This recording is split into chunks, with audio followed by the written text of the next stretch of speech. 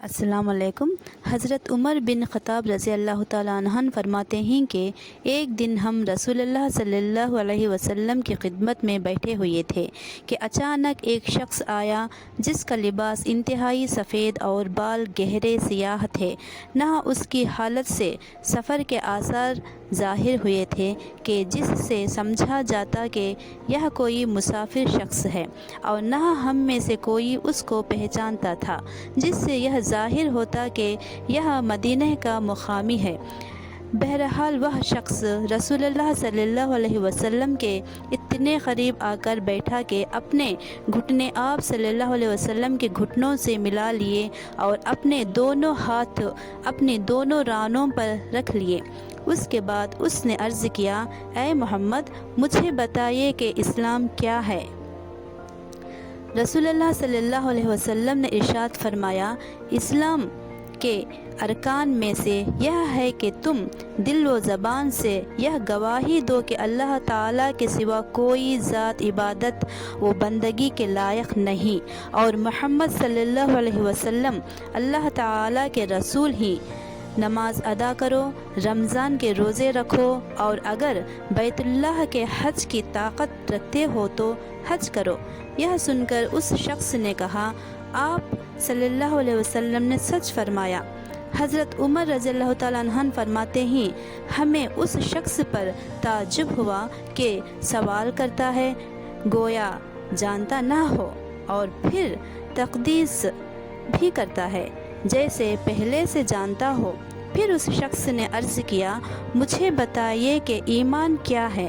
آپ صلی اللہ علیہ وسلم نے ارشاد فرمایا، ایمان یہ ہے کہ تم اللہ تعالیٰ کو، ان کے فرشتوں کو، ان کے کتابوں کو، ان کے رسولوں کو اور قیامت کے دن کو دل سے مانو، اور اچھی بری تقدیر پر یقین رکھو۔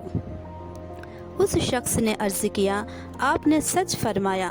پھر اس شخص نے عرض کیا، مجھے بتائیے کہ احسان کیا ہے؟ آپ صلی اللہ علیہ وسلم نے ارشاد فرمایا، احسان یہ ہے کہ تم اللہ تعالیٰ کی عبادت اور بندگی اس طرح کرو گویا تم اللہ تعالیٰ کو دیکھ رہے ہو، اور اگر یہ کیفیت نصیب نہ ہو تو پھر اتنا تو دھیان میں رکھو کہ اللہ تعالیٰ تمہیں دیکھ رہے ہیں۔ پھر اس شخص نے عرض کیا، مجھے قیامت کے بارے میں بتائیے کہ کب آئے گی؟ آپ صلی اللہ علیہ وسلم نے ارشاد فرمایا، اس کے بارے میں جواب دینے والا سوال کرنے والے سے زیادہ نہیں جانتا، یعنی اس کے بارے میں میرا علم تم سے زیادہ نہیں۔ اس شخص نے عرض کیا، پھر مجھے اس کی کچھ نشانیاں ہی بتا دیجئے۔ آپ صلی اللہ علیہ وسلم نے ارشاد فرمایا، اس کی ایک نشانی تو یہ ہے کہ باندھی اپنی ملکہ کو جنے گی، یعنی حدیث شریف میں قیامت کی نشانیوں میں باندھی کا اپنی مالکہ کو جننے کا ایک مطلب یہ ہے کہ قیامت کے قریب والدین کی نافرمانی عام ہو جائے گی، یہاں تک کہ لڑکیاں جن کی طبیعت میں ماؤں کی اطاعت زیادہ ہوتی ہے، وہ بھی نہ صرف یہ کہ ماؤں کی نافرمانی ہو جائیں گی بلکہ الٹا ان پر اس طرح حکم چلائیں گی جس طرح ایک مالکہ اپنی باندھی پر حکم چلاتی ہے۔ اور دوسری نشانی یہ ہے کہ تم دیکھو گے کہ جن کے پاؤں میں جوتیاں اور جسم پر کپڑا نہیں ہے، فقیر ہیں، بکریاں چرانے والے ہیں، وہ بڑی بڑی عمارتیں بنانے میں ایک دوسرے پر بازی لے جانے کی کوشش کریں گے۔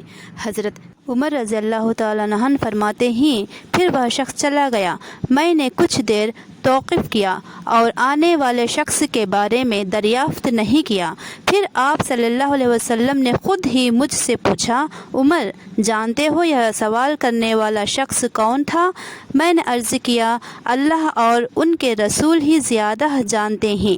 رسول اللہ صلی اللہ علیہ وسلم نے ارشاد فرمایا، یہ جبرائیل علیہ السلام تھے جو تمہارے پاس تمہارا دین سکھانے کے لیے آئے تھے۔ السلام علیکم۔